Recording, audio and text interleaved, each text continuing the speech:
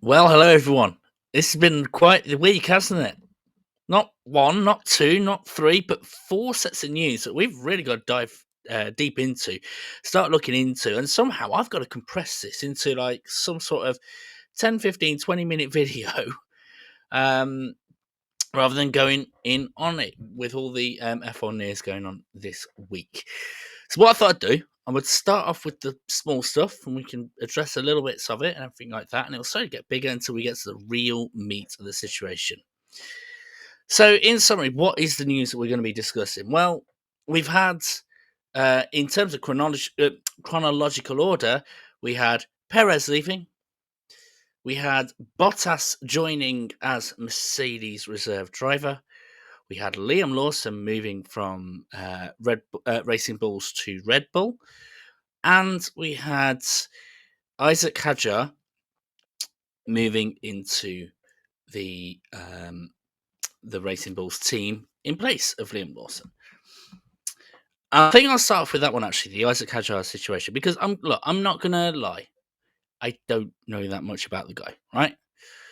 But I will say this: this is probably the most positive I've seen the Red Bull and Racing Bulls situation for a little while. Because whilst we don't know that much about Isaac Hadjar, the one thing that we do know is he is an up and coming junior, right? That's clear. And we probably had similar feelings about Pierre Gasly. We didn't know that much about him. I think he was in like Formula Nippon in Japan before in Formula One, and look how well he's done. The Red Bull Junior program is now a little bit back into its prime, and I'm glad to see it. And good luck to Isaac. I think he's shown the promise. Obviously, he did decently in Formula Two, and I'm looking forward to seeing what happens for his career, especially up against Yuki Tsunoda. What next? I suppose the next one, which is like the least contentious, is Valtteri Bottas moving into the reserve role at Mercedes. Now, I would have loved to have seen him in a Formula One seat. He is a brilliant driver, and leaving Mercedes, he's developed a bit of a personality for himself, which I think is brilliant in terms of his growth and what he can do going forward. He's now got the capabilities of being a lead driver at a team, which probably is, he had that obviously at Sauber, Kick Sauber, but nothing before then, which is good to see.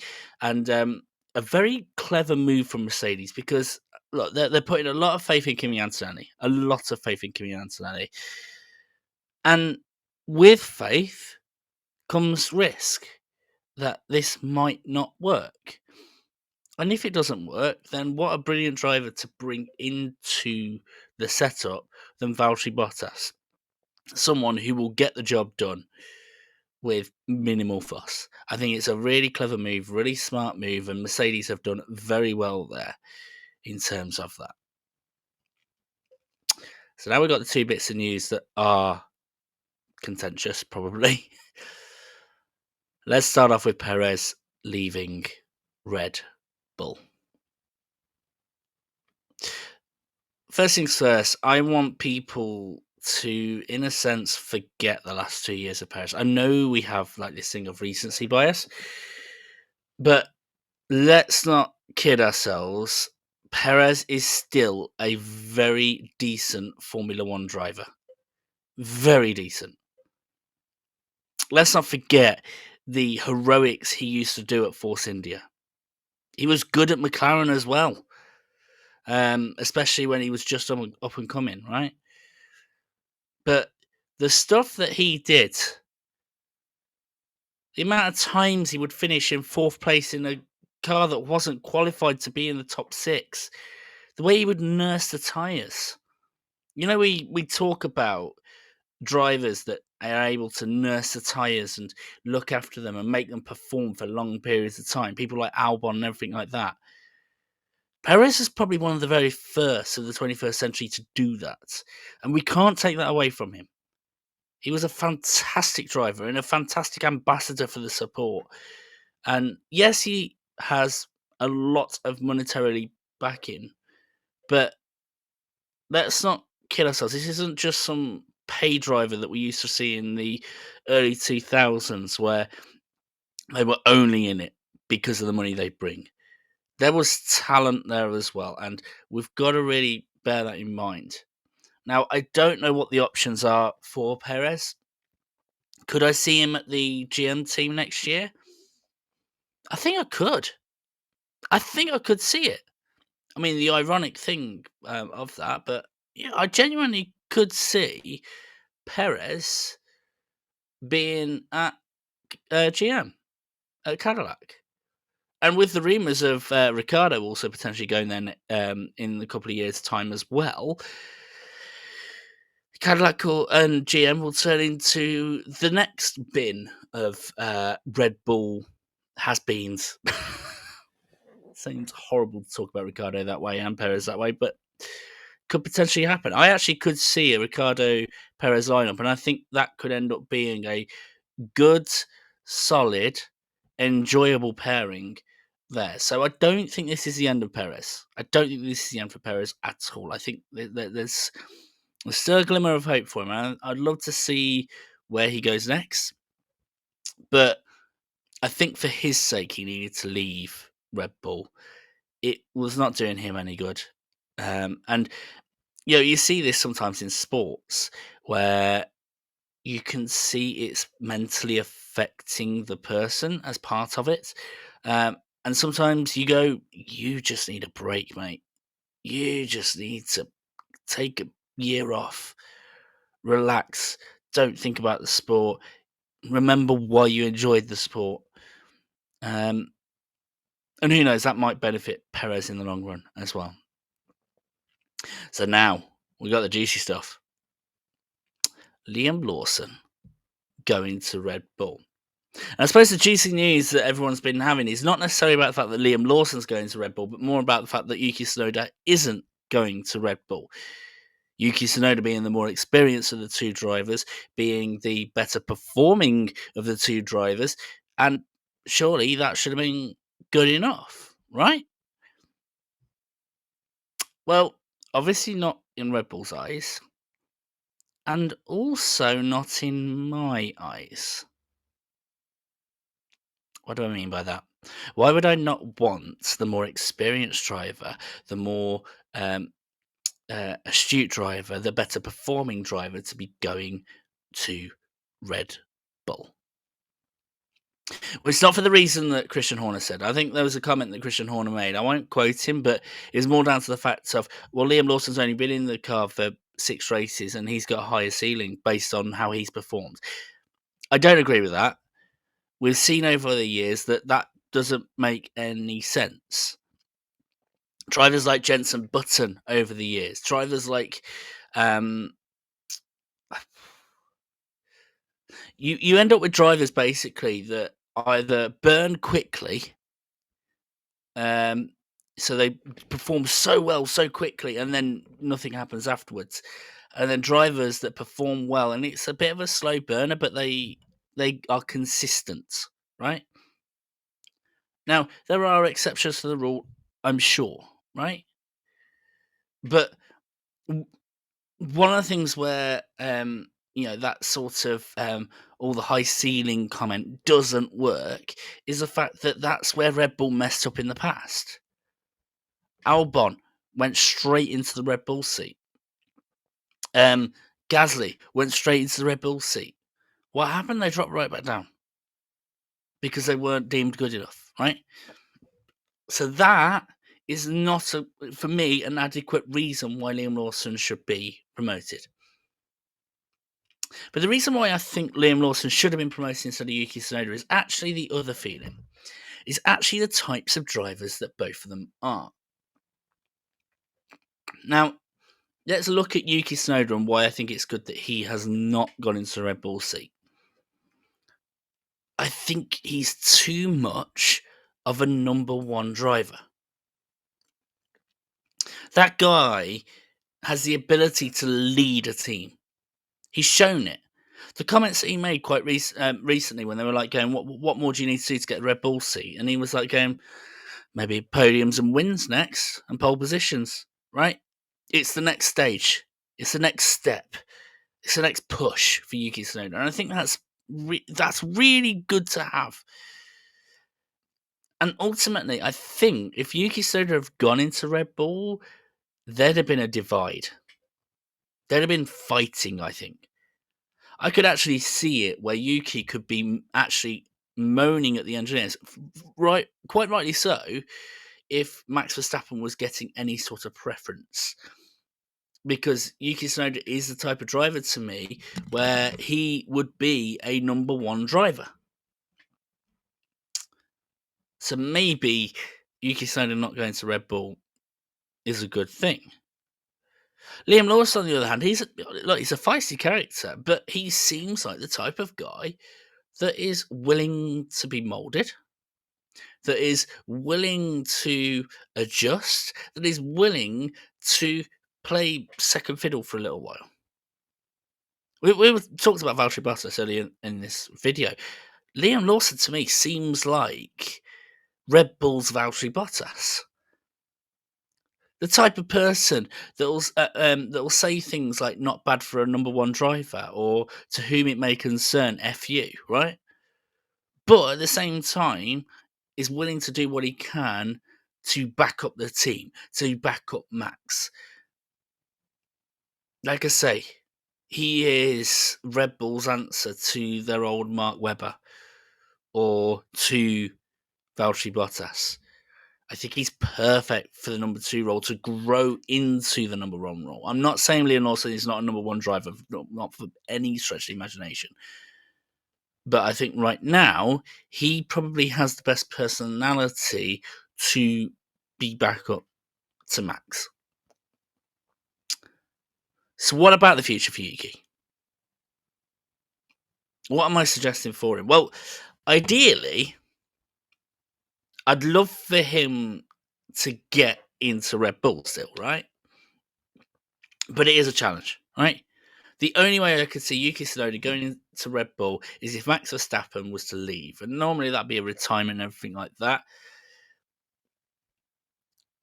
I think next year is going to be a very crucial year as to whether that is true or not. And maybe we could do a video going forward in terms of Max Verstappen and the future for him. But if that's not the option, what is the option? Again, and this is why I mentioned in previous videos that the GM team is a brilliant addition to everything going on, because that gives an option for Yuki Tsunoda if he wants to leave. Could he turn Racing Bulls into a challenging team? Well, that would flip it on its head. We have seen that before. I think we saw it back in the days of Sebastian Vettel. When Sebastian Vettel was at Toro Rosso, which is what Racing Bulls are now, he performed better than David Coulthard and Mark Webber in the Red Bull team, which he basically drove the team forward. Could Yuki do that with Racing Bulls? Probably not, but that could be an option for him. Basically go, do you know what? I'm going to turn Racing Bulls into the new Red Bull team. Screw Red Bull. Now, the other thing is people are saying he's a Honda driver, which he is a Honda driver, and that because of that, he could go to Aston Martin. I would love to see it. I think anyone that knows me and the videos that I have done knows my feelings on Lance Stroll, the guy that can't tell the difference between tarmac and gravel.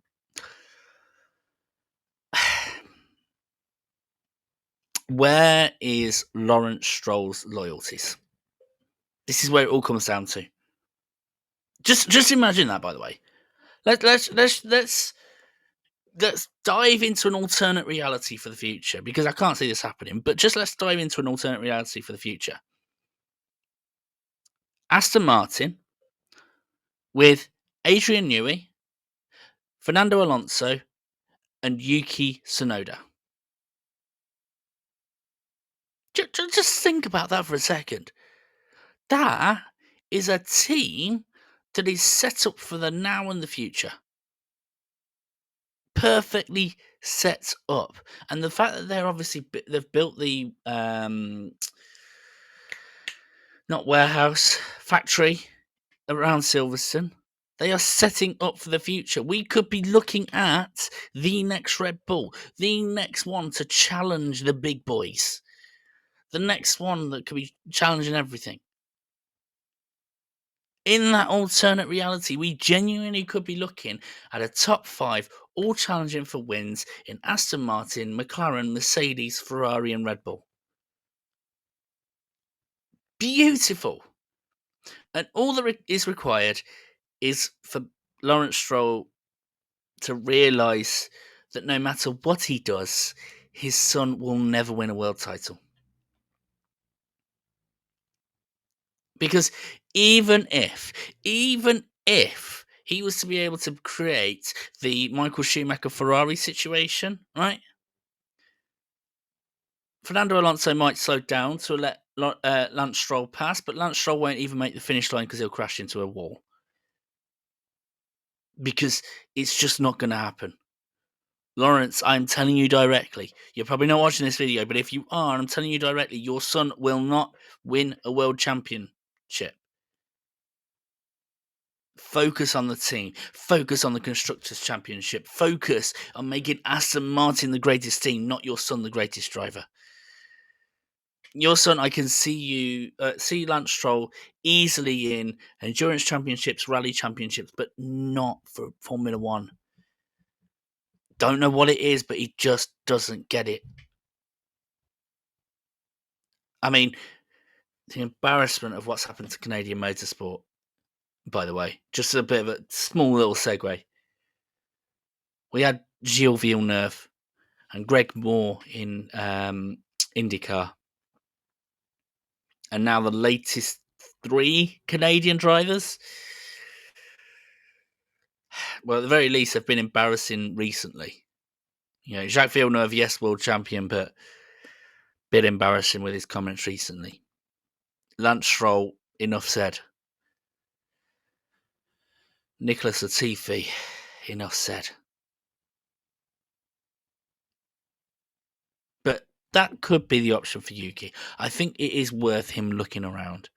It is definitely worth him looking around, looking to see if he can get into Aston Martin, looking to see where he could go. And the other thing that's worth bearing in mind for Yuki as well,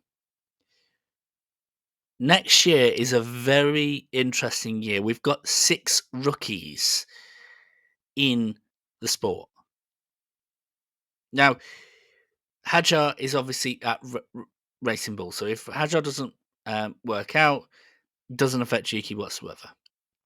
With Mercedes, if Kimi Antonelli doesn't work out, Valtteri Bottas will probably get the second seat, so that won't probably benefit Yuki Tsunoda. But Ollie Behrman at Haas. Now, if Haas performs well with Ocon at the wheel, but Ollie Behrman struggles, that is an option. If Sauber or the Audi project all of a sudden performs well for 2020, ready for 2026, but Bartoletto doesn't work out, that could be an option. Have we got any others? Don't think. Alpine as well with Jack Doohan. If Jack Doohan doesn't work out and Alpine are performing as well as they have in the last part of the season, that could be an option. This is a very, very interesting time for Yuki, where actually there could be a few options for him next year, depending on how things go. Rookies in Formula One aren't a guarantee that they'll do well. Yes, we've had the good times of Lewis Hamilton, of Max Verstappen, of Daniel Ricciardo when he was a rookie, of Liam Lawson, of Pierre Gasly when he was a rookie. We have got the positive stories, but we also have the negative ones as well. Let's not forget Nick de Vries as a really solid example of a warning of where it can go wrong. Now, here's the thing. There is a lot we've got through this week. 4 sets of news, and we've probably covered it in about 20 minutes, which is impressive. Really impressive.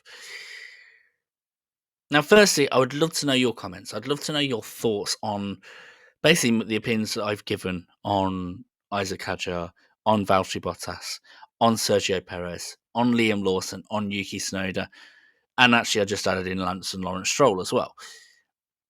But also, I'd like to know your opinions in terms of Formula One content on this channel for the future. Is this the type of thing you'd like a weekly roundup? If we get some news at the start of the week, would you like a weekly roundup at the end of the week? Would you like something where we do that the same for the races? That we do maybe like a quick little Monday stream, a quick little Monday video of the roundup of how the race went and what my thoughts are on it. Your comments are going to be what moves this channel forward, and I would love to know your opinions on everything. So until that time, guys, take care of yourselves, and see you on the next video.